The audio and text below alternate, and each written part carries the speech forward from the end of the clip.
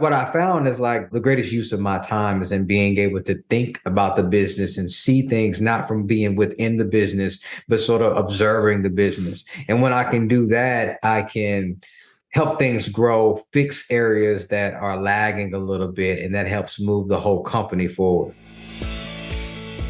Your network is your net worth. Come listen to some of the most successful people I know share invaluable knowledge, stories, and advice in real estate, business, and beyond. This is Weiss Advice. Whether you want to take your business or personal life to the next level, look no further. Welcome back to another episode of Weiss Advice. That's me, Yonah Weiss, your host, and I'm here with Jason Stubblefield, excited to talk to him today about real estate investing, which is pretty much something we talk about every week on the podcast. So just get a different perspective. And Jason's been in the business for quite a while and excited to hear his perspective. How you doing today, Jason? I'm doing great, Yonah. Excited to have this conversation with you. Glad to be here. It's amazing to have me on the show. I think we connected years and years ago. I think through Bigger Pockets originally.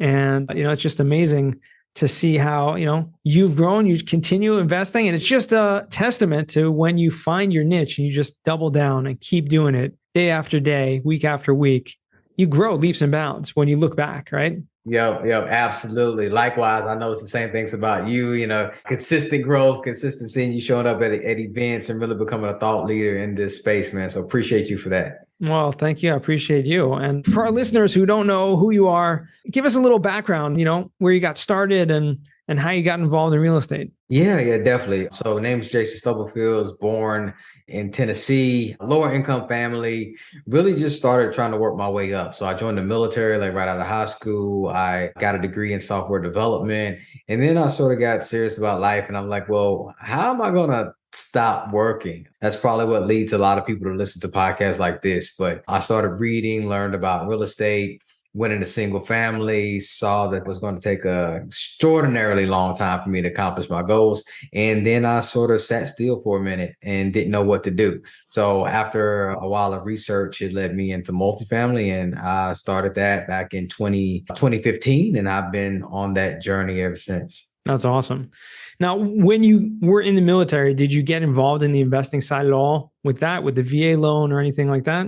Not at all. I did utilize the VA loan, but it wasn't I did use it for investment purposes when I first got started. The first home I bought into single family wasn't for me, but something where I wanted to house hack and rent out the rooms. So yeah, it was helpful. Awesome. So what was it for you that kind of pushed you into real estate more than anything else? You mentioned you were doing the single family and they kind of just sat still and observed and learned. And I'm sure, did you have was it like podcasts you came across, or was it something that kind of drove you, or how did you know that was the right path to take? Yeah, I think at that point I had done enough in single family to sort of understand what it was going to take. And I started a family. So I started I got married, I had kids, and suddenly 20% down payment became a challenge for me. And I wasn't immersed into the business. So I didn't know what to do. I was like, I don't have the money right now. And I ended up just doing nothing. So fast forward from that point, about 3 years later, I'm now like, hey, I need to get into this real estate thing again, but it's a different market. And now I'm also more cognizant of my time. And that's when I started analyzing how long is a single family thing going to take? Right. And that's when it really got interesting. All right. When you talk about, multifamily, obviously for a lot of people, it's just realizing how you can grow when you scale, when you're dealing with multiple doors instead of one door per property. It's just easier. Are you invested in, tell me a little bit about that, like in terms of the markets and the types of properties that you look for? Yeah. So when I first got started, I was really just looking for anything multifamily to get my foot in the door. I found that. And then I went into the value add units, really as many as I could buy. Right. And so first I started with a 34 unit apartment complex, and that was my first deal. And I did that by myself. There was no investors in it. And I learned quite a bit. From there, I had all my money tied up in that project and was sitting on my hands. And I went from there into syndication. So then I started the syndication model and was looking in the Southeast. So we focused in Tennessee, Georgia, had some assets in Texas and Kentucky. But more recently, we've even niched down a little bit more and we've gone into the affordable housing space within the markets of Tennessee and Georgia. Oh, nice. Yeah, that's a great space to be in, especially you involved in any development projects with that or just the acquisition, like value add for the affordable Yeah. housing? So the focus right now, ideally, we do want to get to ground up developments at some point. But right now, we're focused on the preservation of affordable housing with existing units. And we come in and try to keep the rents affordable for tenants long term. For sure. So you mentioned that you had a degree in computer science. Did I hear that right? That is correct. Yeah. I'm just curious because I always love to kind of dig in and see, people study something and then go into a different field, entirely seemingly. But do you find any, benefit what you do now in terms of the business you run? Has that been able to help you in any way? Yeah, absolutely. And I'm not like a software tech guy at all, really. I was just in college. I was like, what's going to pay me some money if I actually learn this skill? And it was computer science. And I was like, okay, it just worked out. Right. But what I did is I learned another way of thinking, right? And so everything in computer science is based off modules and compartmentalizing everything. And so I take that in the business and I still sort of think through that in that method strategically, like how can I create this little system that will work on its own and then I can move on to something else. And that's basically what building businesses is all about, creating systems and leveraging your time and being efficient. That's so true. I mean, that really sums up what business is all about, right? Having systems, leveraging your time, and leveraging other people, really, once you realize the value of your own time. Yeah. I think we all struggle with that in a way because that's the key to scale. I mean, I think that's what's keeping the majority of people back is when they realize that, as most entrepreneurs, and like you said, you were doing that 134 unit all by yourself. I mean, I'm sure you had people working alongside you in terms of maintenance and, property manager, whatever, but you still had everything tied up there. It's only when you move to the syndication model and now you have partners and you have investors, you have utilizing other people's capital, other people's money. That's when you can really grow. Yes. Yeah. And quality of life is so much better when you got a team and it's not all you. What do you mean by that? How has that changed the quality of life for you? Well, the first deal I was the only investor in. The second time I said, all right, I'm going to syndicate a deal. And I went at it all by myself. I found the deal. I underwrote it. I raised the capital. I did the due diligence. I was the asset manager. And it was one of the more stressful parts of my life because I'm doing that while still working as a software developer. And it was strenuous, but having a team in place and being able to delegate some of those tasks allow you to be just as efficient while still having a quality of life. That's what I meant by that. Gotcha. Yeah, for sure. Yeah, no questions asked. So what are you focused on now more? I mean, now that you do have a team, like what of all those things that you mentioned before that you were all doing by yourself, is there any one area that you prefer to focus on more than another?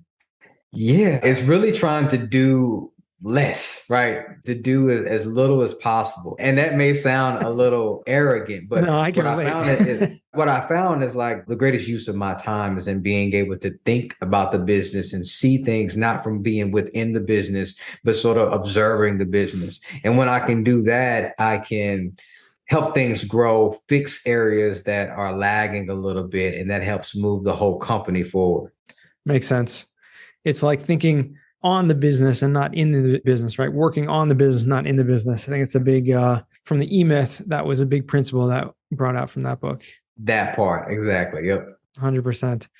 So, I mean, where do you see yourself moving forward? I mean, obviously, you talked about affordable housing, talked about multifamily, and potentially going into development. Are there any other areas, of real estate that you've looked into? Because obviously, it's a trying market right now. It's kind of hard to find good deals. Yeah, definitely. I think that a lot of people in the space right now are looking for that, maybe shifting of gears or a different asset class. And I've really found a home in affordable housing because it's such a need and it's such a very nuanced type of asset class that not a lot of people are privy of. So with that being said, it allows me to continue to do it. And I foresee myself doing that long term. Gotcha. I mean, there, especially in the Southeast, I mean, there's a lot of affordable housing needs, like you said. And unfortunately, there's not enough housing out there. I mean, I know a lot of people are moving into thinking about, maybe mobile home parks or, mobile home communities as an option or an alternative to affordable housing. But, Yep. but multifamily can still be there. I mean, there are plenty of properties out there. They just need to be, made more fit to live in, I guess. Yeah. Yeah, definitely. It's a huge need. It's a national crisis, really, with just the amount of affordability. So we actually need more people, more new construction, more preservation deals right there. And so I feel like not only can we do well, but we can also do good at the same time. Right. And I think that seeing it long term is hopefully that we could solve a problem and also be able to grow our business simultaneously. That's really what it's all about, right? I mean, if you can, obviously you can make money. That's a business, right? Real estate is not an altruistic, it is a business. It's not a charity. Yeah. But at the same time, you can make it a win-win. You can make, beautiful places, beautiful communities for people to live in, safe, beautiful communities, I should say, for people to live in and be proud to live there. I think there's something about being proud of where you live, of your home, and especially if it becomes a community.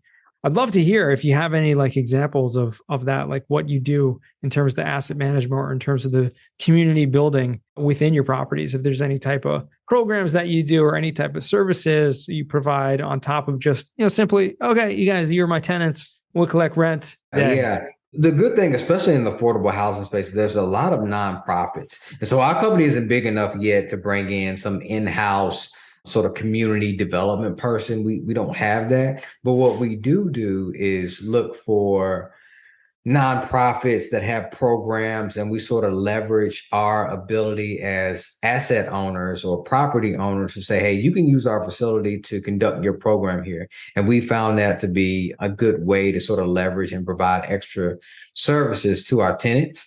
And that's worked out quite nice. Yeah, I mean, there are tons of nonprofits out there. I think it's a great thing to do, especially in the community. Look and see what's available, what's around.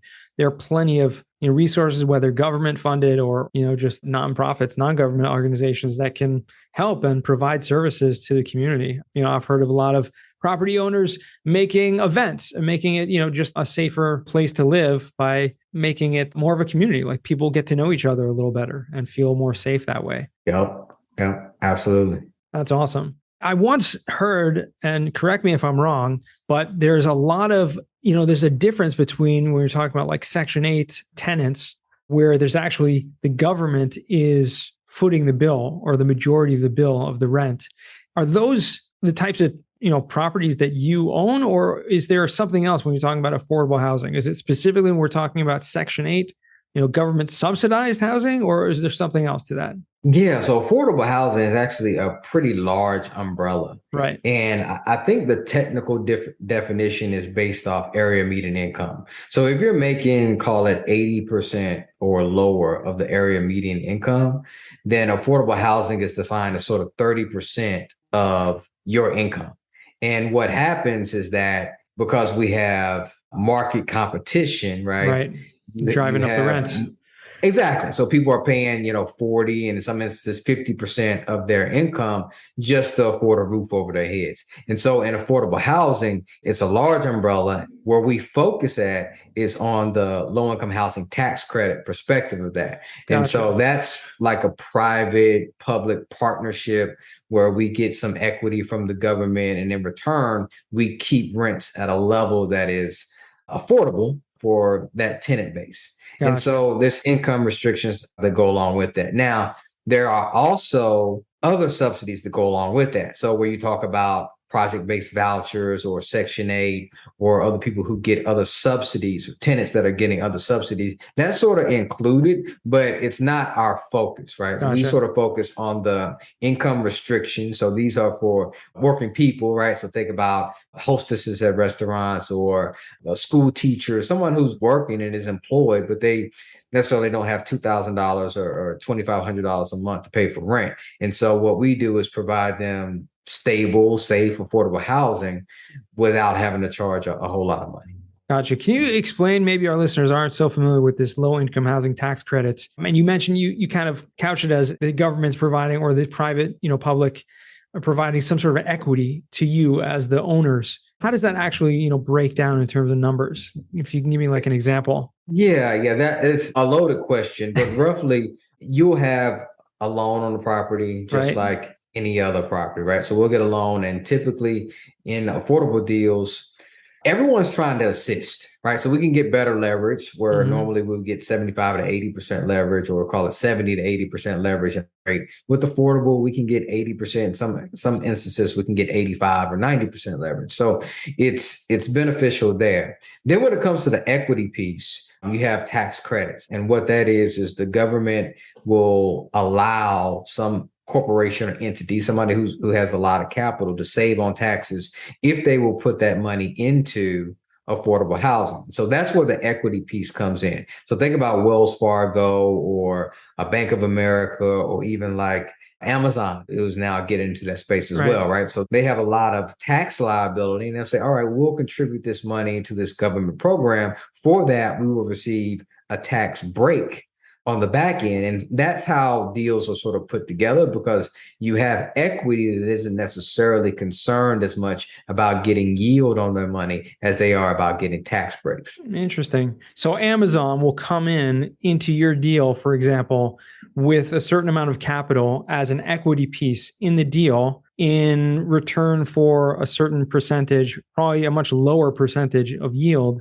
which is much, much lower when we're talking about the capital stack. We're talking about, regular general equity that you may be having to provide, 6 or 7 or 8% preferred returns to your investors. Whereas Amazon, you may be paying 2 or 3% probably. Is that accurate? Not even. I mean, there is an equity split, but it's usually on like a 90-10. And this is where you get into the tax law and all of that, how it's structured. But they're not really, they're not looking for cash flow. So the return on that investment isn't necessarily the driving factor behind them. It's more of the tax credits and tax benefits, the cost seg study, as you're very familiar with, right? And all of that goes along with it that allows it to be an attractive investment for them. Interesting. Oh, wow. Okay. So they're not even looking for a return necessarily. They're just looking for the tax credits, and you as the investor benefit from having some more capital to go into funding the deal. Yes, that's the ultimate goal. Now, before you get to that, it's a bunch of government loopholes to sort of jump through. It's working with the government, so there's a lot of brain damage, and then the tax laws around it. It's tax law, if you're familiar with that, and it's never straightforward, and we just have to go hire lawyers to be like, what does this mean? How's it interpreted? And how do we not get ourselves into trouble? But once you understand that, it is lucrative and you see how that works. The problem is trying to do that yourself, which I tried to do for years. It becomes very challenging to have an investor invest into a property to keep those rents low and then be able to provide a decent return for them. So the way we bridge the two is we sort of do that in an area, so this unique area before we get the tax credits. So before we get tax credits, we actually buy it as a market rate deal.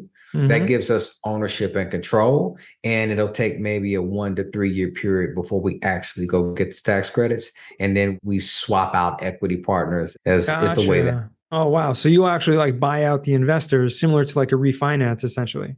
Sort of, yes. Yeah. So we buy it initially. So after somebody puts a tax credit tax credit property on the market, we can just buy it.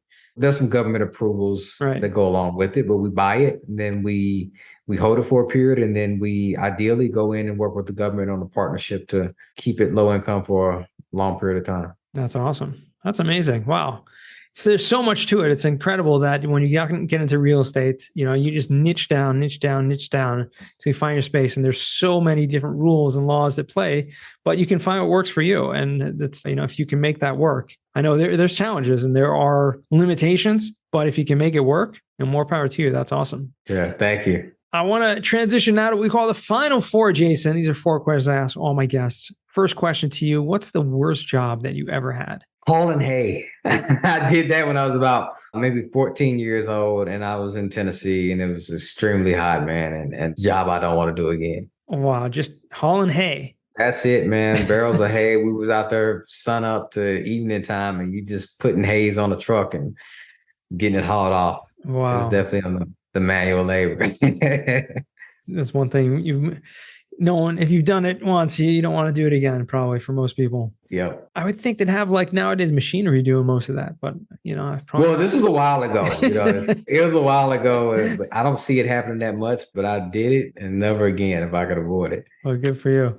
Second question, what's a book you've read that's given you a paradigm shift? Yeah, I would say $100 million Offers. It's a book on marketing, and the paradigm shift is really just being able to understand that if you make an offer good enough, that it could be hard enough to refuse. And what I really found out is that even though this is apartment investing, it's very much about sales and marketing at the end of the day. And so taking a step out of the business has allowed me to really see that. And that's a book that I think is a good shift in understanding the way to think about that. Awesome. $100 million offer. Is that from Alex Hormozy? Is that who the author is? Yeah. Hormozy. Yep. Hormozy. Yeah. I've seen him around a lot lately. He's become a lot more active on the social media past year or so. And I've seen a lot of his content out there. So I've definitely come across the book. Haven't read it yet. So I'm putting it on the book list and we'll put it in the show notes for anyone else who wants to check that out. Third question, what's a skill or talent that you would like to learn? I would love to be able to speak Spanish fluently. Like, I know a little bit, but it's terrible, right? But just being able to have that as a skill is something I keep on putting on my back burner. But maybe I'll get there one of these days. Go for it. Pick up an online course or just, go down to South America or Central America, spend some time. Just get it done. That's all you got to do. Yeah. All right. No, it is a lot better. Like when I do tour countries, like if I find myself using words, I'm like, I didn't even know I knew that word. But then it's like, a year before I'm back in another Spanish speaking country. Right. I really should know. I should know more. It's useful. It's a very useful in America, to have that. Growing up in Southern California, it was very useful. I took 3 years of Spanish in high school and, could speak pretty well. Definitely could understand a lot, especially as on the soccer field, because I think I was one of like a couple people in my high school that didn't speak Spanish fluently on the soccer team. And, you needed to learn. You needed to know the words, but I've since forgotten most of it. So there you go. Fourth and final question. What does success mean to you? Yes. Success to me means bringing the things that are inside of you out, right? So I feel like everybody have talents, they have assignments in their life. And if you can bring that out and do it and still maintain a sense of life and work balance, right, then I feel like you are successful. So it doesn't necessarily have a monetary amount of digits associated with it, but as long as you can do that, I feel like you've been a success. 100%. That's awesome. That's a great perspective. Appreciate that, Jason. And last and finally, where can our listeners find you or reach out to you if they want to? Yeah, if you go to jasonstubblefield.com, that's my website, and that's got every place you want to reach me at. Awesome. Well, we will make sure to put that in the show notes as well. And I'm really grateful for you taking the time today and spending it with us. Thank you, Yona. It's been fun. Likewise. And to our listeners, thank you guys for joining once again, all the way till the end. I appreciate you guys. And remember, the best advice comes only when you ask. Real quick, I have one question for you. Did you like this episode? If you did, I want to ask you a huge favor. See, the biggest thing that helps this podcast grow and that will spread this message to the whole world is that if you leave a review, a rating, and subscribe to the podcast. What that does is it basically tells the platforms that this podcast is out on is that you like my stuff and I'm doing something right. So take a few seconds out of your day, hit that subscribe button, leave a rating or review. I would be extremely grateful. Also, I want to hear from you guys. So I want to hear some feedback. If you have any questions for future episodes, please find me on LinkedIn. Send me a DM, a connection request, Yona Weiss, and I'd love to hear from you.